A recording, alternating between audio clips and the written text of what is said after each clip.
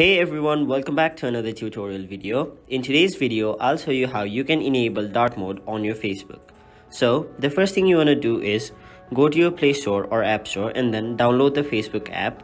And if it's already downloaded, make sure your Facebook app is updated. Now once you make sure your app is updated, simply open it.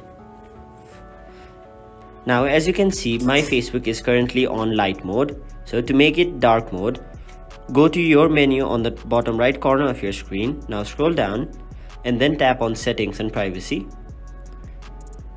There you'll find an option named Dark Mode. Tap on it and now there are three options.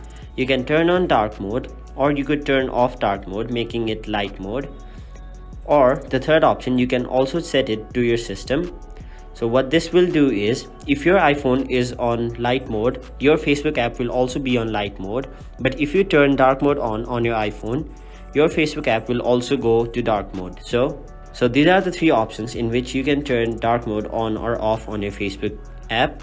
Hope this video was helpful to you guys, and if it was, make sure you like this video and subscribe to our channel so that you don't miss out on further videos such as these.